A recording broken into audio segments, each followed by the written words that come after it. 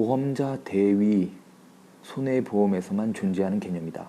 여러분, 이 손해보험에서만 존재하는 개념들은 다 한 문제씩 나올 가능성이 높습니다. 매우 높습니다. 왜냐하면 여러분이 이제 손해보험 설계사가 되고자 하기 때문에 문제를 출제하는 측에서도 이 손해보험을 제대로 이해하고 있느냐를 이 척도를 이런 손해보험에만 존재하는 개념들을 물음으로써 그 여부를 가리는 겁니다. 보험자 대위는 초과보험, 중복보험, 그리고 보험자 대위 하면서 제가 이득금지 원칙을 말씀드렸는데 이득금지의 원칙과 매우 밀접한 관련이 있죠. 이 대위가 도대체 뭐냐? 보험자는 회사를 말합니다. 보험자는 회사. 보험회사가 대신 한다. 대신 뭘 하느냐는 게 바로 이 보험자 대위인데요. 잔존물에 대한 소유권을 보험회사가 대신 갖는다. 그게 바로 잔존물 대위입니다. 이게 도대체 무엇일까? 이런 거죠. 제가 샤넬백을 파는 주인이에요. 가게 주인이에요. 그래서 포화제보험을 가입해서 마음이 든든하겠죠. 근데 불이 나왔고 제 창고에 있던 샤넬백이 다 타버렸어. 그러면 뭐 샤넬백이 예를 들어 9천만 원치가 있었는데 그 9천만 원치에 대한 보상을 다 받았단 말이에요. 회사로부터 9천만 원을 다 받았습니다. 그러면 그 중에 만약에 조금 덜 탄 샤넬백이 있다. 그럼 그걸 제가 가지면 안 되죠. 왜? 이득금지의 원칙에 반하기 때문입니다. 그래서 보험회사는 그 샤넬백을 가지고 갑니다. 왜냐? 보험금을 다 줬기 때문이죠. 보험금을 다 줬기 때문에 거기 들타고 남아있는 샤넬백은 더 이상 제 게 아니고 보험회사의 게 됩니다. 쉽게 말하면 나는 돈을 받았으니 그 물건은 돈을 낸 사람한테 가야 되는 거잖아요. 저희가 뭐 샤넬백을 이렇게 뭐 새 샤넬백을 산다 쳐요. 그럼 뭐 300만 원이다. 300만 원을 지불했어요. 그러면은 샤넬백 한 개는 이제 저의 소유가 됐잖아요. 그거랑 같은 개념입니다. 사고가 나서 보험금을 전부 지급했어. 가입금액 전액을 다 줬어요. 그 가치만큼. 그러면 거기에 남아있는 샤넬백은 전부 보험회사가 가지게 됩니다.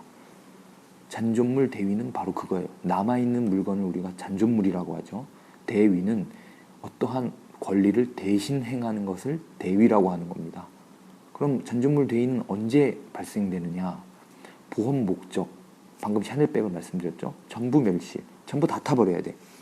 상품 가치를 잃은 거를 전부 멸실이라 보겠죠. 이 경우에는.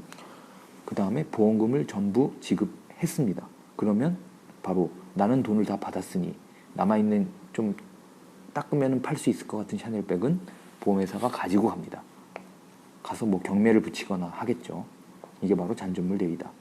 보험금의 전부 지급과 보험 목적의 전부 멸실, 이 두 가지를 모두 충족해야만 잔존물 대위가 성립합니다. 반드시 기억하시고요. 문제 아주 잘 나옵니다. 그 다음에 이제 청구권 대위가 있는데요. 청구권 대위는 이제 사람에 대해서 이제 손해배상 청구를 할 수 있는 권리를 보험회사가 대신 가지는 겁니다. 뭐 어떤 예를 들 수 있을까요? 뭐 제 옆집에서 불이 났는데 그 불이 우리 집에 옮겨 붙어서 우리 집이 다 타버렸어요. 그래서 뭐 2억 원의 재산 손해가 났다 이거야. 그런데 저는 다행히 보험 가입을 했습니다. 그래서 보험회사로부터 2억을 받았어요. 그럼 저는 사실 피해를 다 무사히 다 복구받은 거지 않습니까? 하지만 원래 보험계약이 없었다라고 가정을 하면 저는 옆집한테 2억을 물어내라고 손해배상 청구를 할 수가 있습니다. 쉽게 말해 소송을 걸 수 있는 거죠. 하지만 저는 이미 제3자 그 사람한테 손해배상을 더 이상 청구할 수가 없죠. 왜냐? 이미 저는 손해를 전부 보상받았기 때문에. 그래서 보험회사가 저를 대신해서 옆집에다가 소송을 겁니다. 이걸 이제 법률적 용어로 구상권을 행사한다 뭐 이렇게도 표현하는데요. 그건 중요한 게 아니고요. 제가 가지고 있는 손해배상 청구권을 보험회사가 가지고 갑니다. 청구할 수 있는 권리를 대신 행한다. 청구권 대위입니다.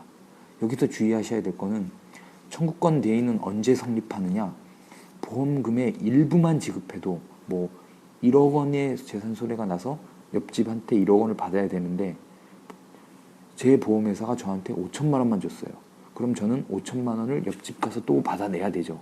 하지만 이미 받은 5천만 원은 보험회사가 그 옆집 가서 달라고 하는 거예요. 그럼 그 옆집은 소송을 2번이나 맞겠죠. 저한테도 맞고 보험회사한테도 맞고 이렇게 일부만 지급해도 대위권이 성립이 됩니다.